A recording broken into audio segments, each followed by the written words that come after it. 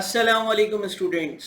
आज के इस स्पेसिफिक वीडियो लेसन में हम डिस्कशन करेंगे फ्री कैश फ्लोज के बारे में। देखिए आप अगर for example mergers and acquisition के टॉपिक की बात करते हैं तो उसमें एक कंपनी एक्वायरर होती है और दूसरी कंपनी टारगेट होती है। टारगेट कंपनी को ख़रीदने के लिए उस कंपनी की वैल्यूएशन करी जाती है, यानी कि ये चेक किया जाता है कि क्या ये पर्टिकुलर कंपनी जिसको एक एक्वायरर ख़रीद रहा है यानी कि टारगेट कंपनी, उसको पे करने के लिए क्या रीज़नेबल प्राइस है। अब उसकी वैल्यूएशन के लिए बहुत सारी टेक्निक्स यूज़ होती हैं, जिसमें से पी रेशियो मॉडल है, जिसमें से डिविडेंड वैल्यूएशन मॉडल है, अर्निंग्स यील्ड मॉडल है। इसी तरह से एक मॉडल है जिसको हम कहते हैं free cash flows model. Free cash flows model या फ्री कैश फ्लोज की टेक्निक के ज़रिए हम किसी एक कंपनी की वैल्यूएशन कर सकते हैं, यानी कि ये कैलकुलेट कर सकते हैं कि उस कंपनी को कितने रुपए या किस प्राइस पर ख़रीदना मुनासिब है। इसी चीज़ की आज हम इस वीडियो में डिस्कशन करेंगे और फ्री कैश फ्लोज को थोड़ा सा एक्सप्लोर करेंगे। अब जब हम फ्री कैश फ्लोज की बात करते हैं ना, तो आपके पास दो तरह के फ्री कैश फ्लोज हो सकते हैं।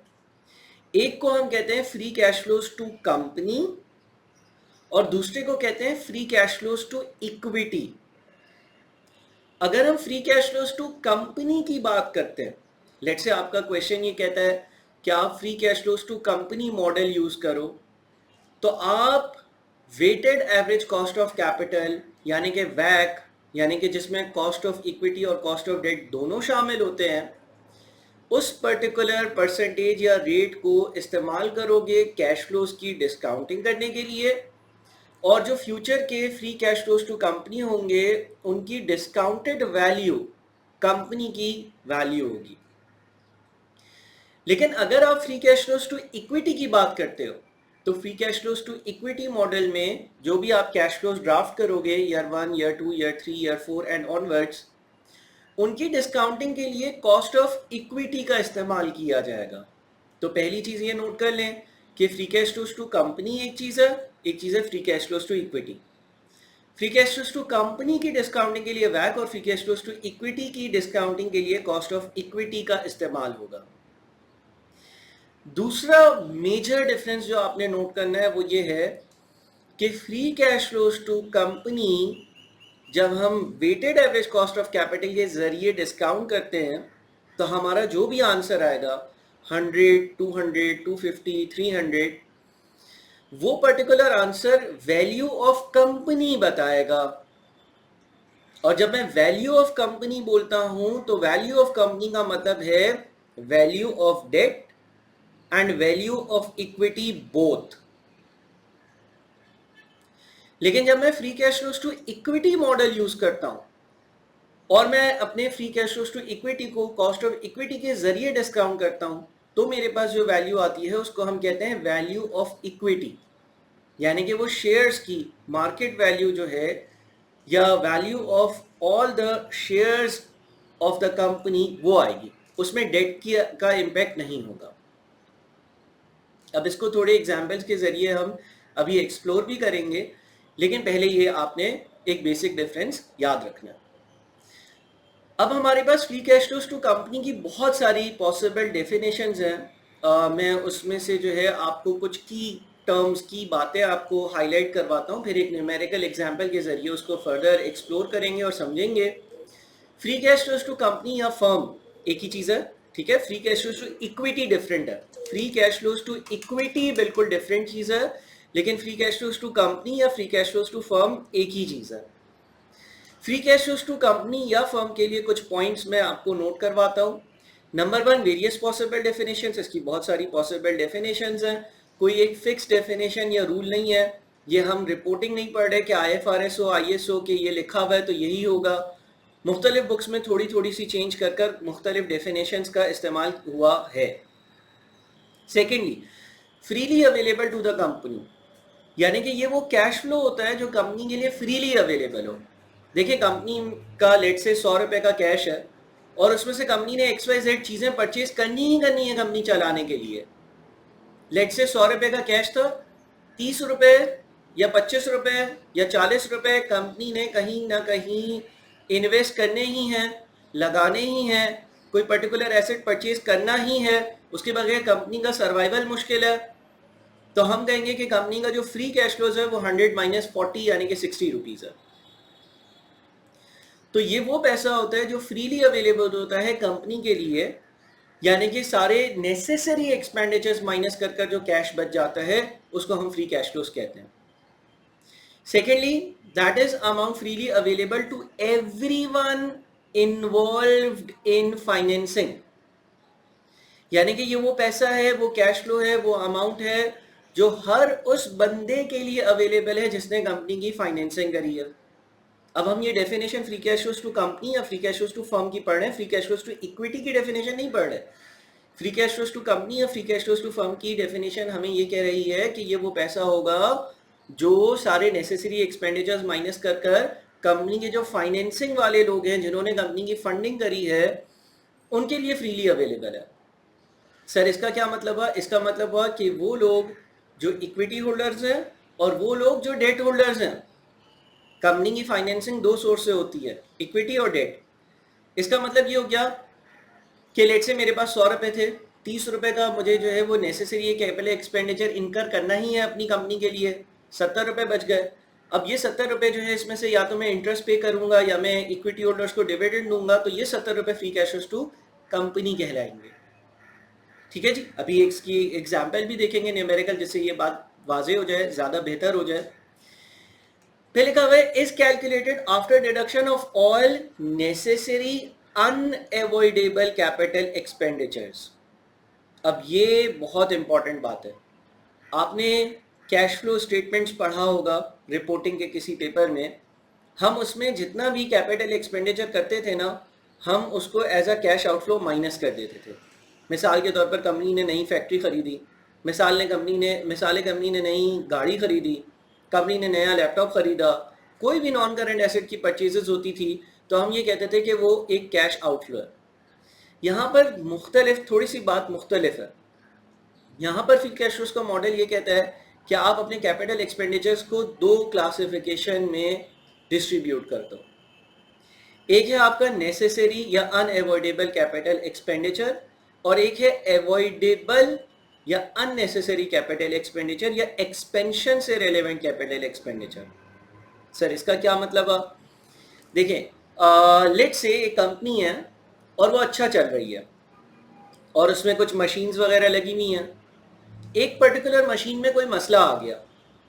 अब कंपनी ने अगर अपनी रनिंग करनी है, कंपनी अपनी गोइंग कंसर्न को इफेक्ट नहीं करना चाहती, चलता रहना चाहती है, ऑर्डर्स पूरा करना चाहती है जो उन्होंने लिए हैं, तो वो पर्टिकुलर मशीन कंपनी को परचेज करनी ही पड़ेगी। ये मशीन क्यों परचेज करी है? ये एक अनएवॉइडेबल या नेसेसरी कैपिटल एक्सपेंडिचर है, इसलिए क्योंकि इस मशीन के खरीदे बगैर कंपनी आगे नहीं बढ़ सकती, या ये वो कैपिटल एक्सपेंडिचर है जो कंपनी के करंट जो लेवल ऑफ ऑपरेशंस है उसको मेंटेन करने के लिए ज़रूरी है। और एक और कैपिटल एक्सपेंडिचर क्या हो सकता है कि कंपनी के पास एक्सेसिव कैश पड़ा हुआ है, कंपनी ने सोचा हमारे पास बहुत सारा कैश है, क्यों ना हम अपनी कंपनी को मज़ीद एक्सपैंड करें, क्यों ना हम अपनी कंपनी में मज़ीद जो है वो 2 फैक्ट्रीज ऐड कर दें, 2 प्लांट्स परचेज कर लें, 2 और मशीन्स परचेज कर लें और अपनी करंट प्रोडक्टिव कैपेसिटी को इंक्रीज करें। ये वाला जो कैपिटल एक्सपेंडिचर है ये अवॉइडेबल है, डिस्क्रिशनरी है, यानी कि जो इक्विटी होल्डर्स, फाइनेंसर्स या जो डिसीजन मेकर्स हैं उन्होंने अपनी मर्जी से किया। अब IAS 7 कैश फ्लो स्टेटमेंट्स में हम सारी चीज़ें माइनस कर देते थे, हम बोलते थे भाई ये कैश आउटफ्लो है। Free cash flows to company या free cash flows to firm का मॉडल ये कहता है कि ये वाला जो एक्सपेंडिचर है ये एक अवॉइडेबल कैपिटल एक्सपेंडिचर था, ये आपने अपनी मर्जी से किया। तो याद रखिएगा कि जब आप free cash flows to company या इक्विटी के सवाल कर रहे होंगे या फर्म के सवाल कर रहे होंगे, तो उसमें आप सिर्फ और सिर्फ अनएवॉइडेबल या नेसेसरी कैपिटल एक्सपेंडिचर को डिडक्ट करेंगे। यहाँ पर इन दोनों में IAS 7 और यहाँ पर थोड़ा सा एक डिफरेंस आ जाएगा। बहरहाल जनरली इसकी टेस्टिंग नहीं होती है, जनरली सवाल यही कहता है कि भाई जो कैपिटल एक्सपेंडिचर है वो नेसेसरी है, और नेसेसरी है तो आप माइनस कर ही देते हैं।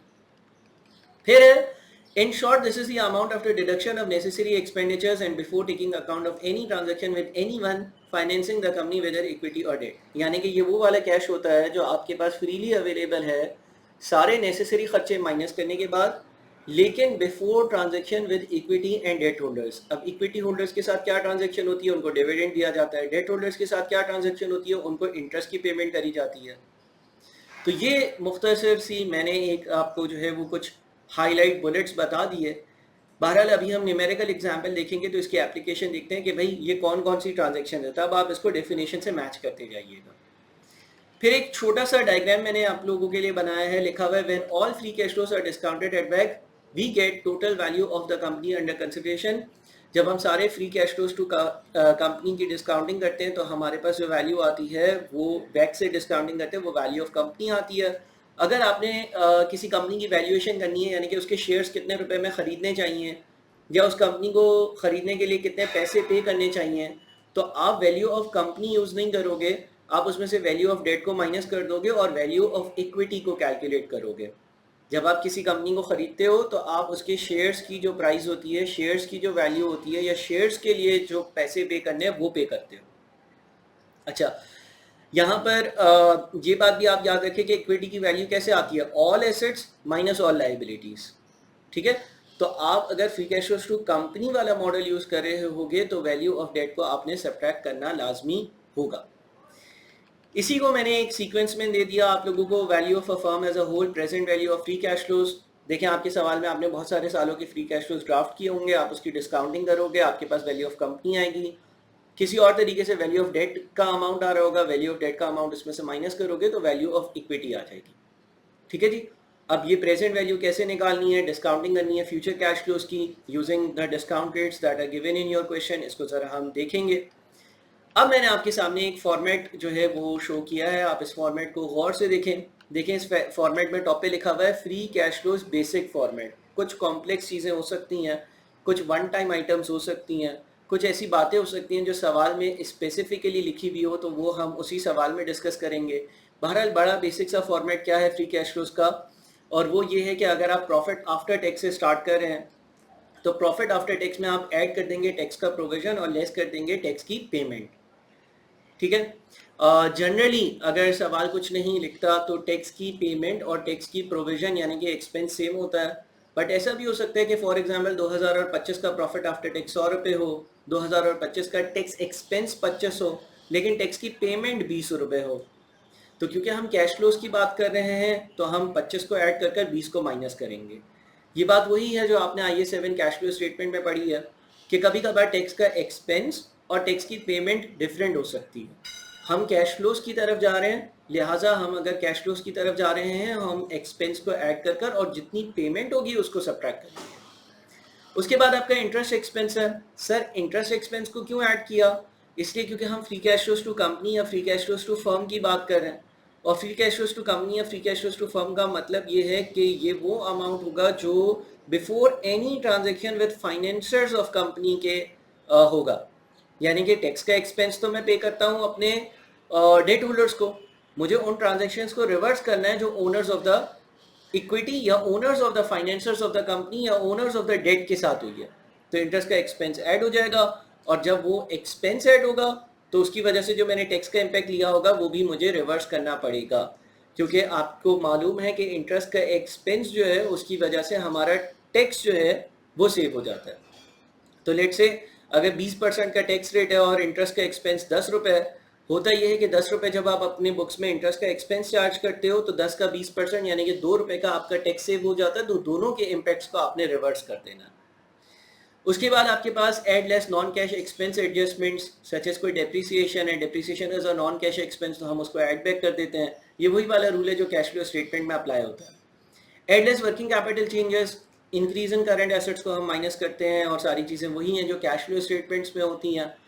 उसके बाद आपके पास less purchase of necessary fixed assets, replacement capital expenditure, ये थोड़ा सा डिफरेंस है। मिसाल के तौर पर एक सवाल में लिखा हुआ है 100 रुपये का टोटल खर्चा है, लेकिन इसमें से नेसेसरी कैपिटल एक्सपेंडिचर 80 था और 20 जो था वो एवॉइडेबल था, तो आप 80 माइनस करोगे। लेकिन अगर कैश फ्लो स्टेटमेंट का सवाल होता तो पूरा 100 माइनस करते। तो ये एक बेसिक सा स्ट्रक्चर है जिससे आप कंपनी के फ्री कैश फ्लोस को कैलकुलेट कर सकते हो। अब आ जाते हैं न्यूमेरिकल एग्जाम्पल पर। एक कंपनी है ह्यूमन लिमिटेड और उसके बारे में सेल्स है, कॉस्ट ऑफ सेल्स है, ग्रॉस प्रॉफिट है, operating expenses, PBIT, interest, PBT, tax, profit after tax सब दिया हुआ है। लिखा हुआ है during the year loan repayments are expected to amount to $20, issue of new debt is 69, depreciation is 30 and capital expenditure is 10। Capital expenditure के बारे में नहीं लिखा कि ये नेसेसरी कैपिटल एक्सपेंडिचर है या अवॉइडेबल कैपिटल एक्सपेंडिचर है, तो हम एज्यूम करेंगे कि ये नेसेसरी है। ह्यूमन लिमिटेड बॉट $3 इन्वेंट्री यानी कि करंट एसेट्स का इंक्रीज है। Human limited has 100 million shares in issue and DPS यानी कि डिविडेंड पर शेयर ऑफ 0.03। आप इस सवाल की चीज़ों को, इस सवाल के अमाउंट्स को नोट कर सकते हैं। जब आप ये नोट कर लेंगे तो उसके बाद हम देखते हैं कि हमें free cash flows to firm और free cash flows to equity मालूम करने हैं। अब यहाँ पर मैंने दो मेथड्स यूज़ करे हुए हैं। मेथड नंबर 1 पहले डिस्कस करते हैं। मेथड नंबर 1 में आप प्रॉफिट आफ्टर टैक्स से स्टार्ट करेंगे। प्रॉफिट आफ्टर टैक्स आपका 24 रुपये है। इसमें आप इंटरेस्ट का एक्सपेंस जो है उसको ऐड कर रहे हैं, ठीक है, और आप टैक्स की सेविंग और इंटरेस्ट एक्सपेंस को माइनस करें। ये वही वाली बात है जो अभी मैंने कही कि जितने भी फाइनेंसर्स ऑफ द इक्विटी है या डेट है उनकी ट्रांजैक्शंस को रिवर्स करना है, तो हमने इन दोनों की एडजस्टमेंट कर दी। अच्छा, यहाँ पर इस सवाल में टैक्स की प्रोविजन और टैक्स का एक्सपेंस और टैक्स की पेमेंट अलग नहीं दी हुई थी, तो हम एज्यूम कर रहे हैं कि वही जो हमारा अमाउंट है वही हमने पे भी किया होगा, इसीलिए प्रोविजन और टैक्स की पेमेंट जो है उसकी एडजस्टमेंट यहाँ पर नहीं है। इसके बाद आपने डेप्रिसिएशन को ऐड किया। डेप्रिसिएशन एक नॉन कैश एक्सपेंस है, वही वाली ट्रीटमेंट जो आप IAS 7 कैश फ्लो स्टेटमेंट में करते हुए आ रहे हो। रिप्लेसमेंट कैपिटल एक्सपेंडिचर अगर होगा तो उसको हमने माइनस करना है, और इंक्रीज इन करंट एसेट्स है उसको भी हमें माइनस करना है, वो भी कैश आउटफ्लो है। तो हमारे पास ये 49 का free cash flows to company आ गया। अच्छा, ये 1 साल का होगा। इसी तरह से आप ईयर 1, ईयर 2, ईयर 3, ईयर 4 जितने भी साल होंगे उसके free cash flows to company को ड्राफ्ट करोगे और फिर उनको weighted average cost of capital से अगर डिस्काउंट करोगे तो आपके पास वैल्यू ऑफ कंपनी आ जाएगी। बहरहाल अभी मैंने सिर्फ और सिर्फ free cash flows to company की कैलकुलेशन करी है कि भाई अमाउंट कैसा होगा। अब हम आ जाते हैं मेथड नंबर 2 पर। ये थोड़ा सा डायरेक्ट मेथड है, लेकिन इसको ज़रूर नोट करें, ज़रूर नोट करें, ज़रूर नोट करें। कुछ क्वेश्चंस में ये अप्लाई वावा होता है और बच्चे कंफ्यूज हो जाते हैं कि PBIT पर हमने जो है वो टैक्स का रेट क्यों अप्लाई किया। देखिए ज़रा मेथड 1 और मेथड 2 को थोड़ा सा कंपेयर करते हैं। मेथड नंबर 1 में आप प्रॉफिट आफ्टर टैक्स से स्टार्ट हो रहे थे 24 रुपये, उसमें आपने इंटरेस्ट का एक्सपेंस ऐड किया 10 रुपये, तो वो हो गया 34, और आपने इंटरेस्ट के एक्सपेंस को रिवर्स किया तो उस पर जो आपके पास टैक्स की सेविंग होती है उसका इम्पैक्ट भी हटाया, वो 2 रुपये था। तो आपके पास नेट आंसर 24 + 10 34, 34 - 2 32 आता। 24 + 10 34, 34 - 2 यानी कि 32 आता। ठीक है जी, यानी कि आप यहाँ पर अभी डेप्रिसिएशन, रिप्लेसमेंट एसेट वगैरह की बात ना करें तो आप 32 पर है।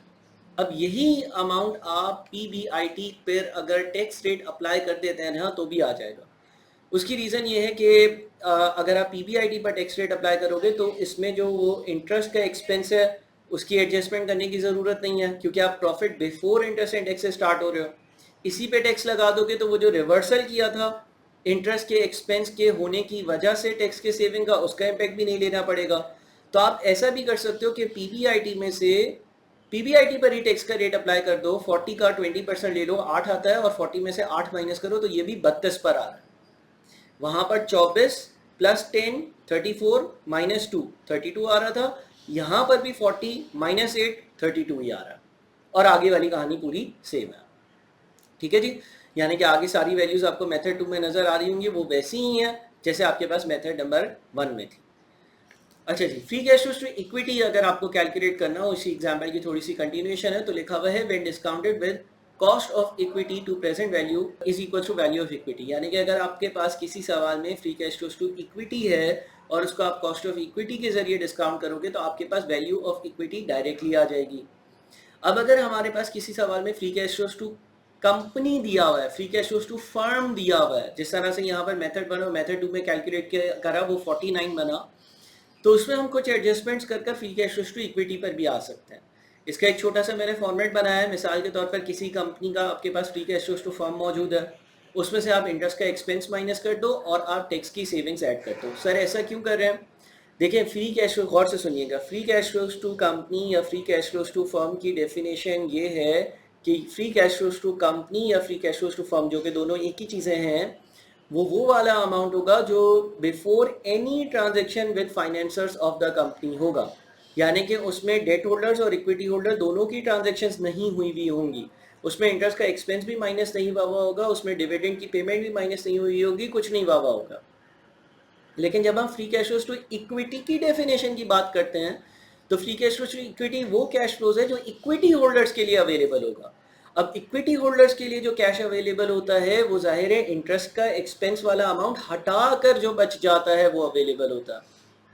तो इसीलिए free cash flow to equity के लिए आप इंटरेस्ट का एक्सपेंस माइनस करोगे, इंटरेस्ट का एक्सपेंस माइनस करोगे तो उसके टैक्स सेविंग का इम्पैक्ट भी लेंगे हम। और अगर कोई भी ट्रांजैक्शन ऐसी है जो डेट होल्डर्स के साथ हुई है उसको भी हम एडजस्ट करेंगे। अब हमारी एग्जाम्पल के हिसाब से फ्री कैश फ्लो फॉर्म 49 आ रहे थे और उसके बाद इंटरेस्ट का एक्सपेंस 10 था। अगर इंटरेस्ट का एक्सपेंस 10 चार्ज होता है तो 2 रुपये की टैक्स की सेविंग होगी, वहाँ पर एक तरह से कैश बच जाएगा, तो उसको हमने ऐड किया। और 49 क्या चीज़ है, आपका जो ओरिजिनल क्वेश्चन था उसमें मेंशन था कि आप अगर क्वेश्चन पढ़ते हैं तो उसमें एक स्टेटमेंट लिखा हुआ था, during the year loan repayments are expected to amount to 20, यानी कि 20 का मैं 20 का लोन जो है वो रीपे करूँगा, and issue of new debt is 69, और नया जो उधार है वो 69 का लूँगा। तो कैश फ्लो का इम्पैक्ट क्या होगा, 69 आए और 20 गए, तो इसका मतलब नेट इम्पैक्ट बनता है 49। तो अगर आप अपना आंसर देखते हैं तो उसमें add less any transaction carried out with debt holders में रीपेमेंट है 20 की और इशुएंस है 69 की, यानी कि नेट इम्पैक्ट 49 दिया। सर ये जो 49 वाला कैश का आना और जाना है, 20 रुपये आपने पे किया है डेट होल्डर्स को, 69 के नए डेट्स इशू कर रिसीव किया है, यह आपने फ्री कैश टू कंपनी वाले मॉडल में क्यों नहीं लिया था? इसलिए नहीं लिया था क्योंकि वो मॉडल ये कहता था कि ये वो वाला कैश होगा जो without any transaction with debt holders होगा, यानी कि डेट होल्डर्स या कंपनी को जो लोन प्रोवाइड करने वाले लोग हैं उनसे करी गई ट्रांजेक्शन से पहले वाला जो अमाउंट है वो होगा, तो हम उसमें ये इम्पेक्ट नहीं लेते। अगेन आपसे मेरी ये रिक्वेस्ट होगी कि इस पर्टिकुलर वीडियो को और इससे रेलेवेंट हैंडआउट्स को बहुत अच्छे से देखें। ये मॉडल जनरली आपके मर्जर्स एंड एक्विजिशन के क्वेश्चंस में आता है और आपको जो है वो डिस्काउंटिंग करनी होती है कैश फ्लोज की कंपनी की वैल्यू को कैलकुलेट करने के लिए। तो इस वीडियो को अच्छे से देखें और कोई क्वेश्चंस हो तो मुझसे ज़रूर पूछें। Thank you.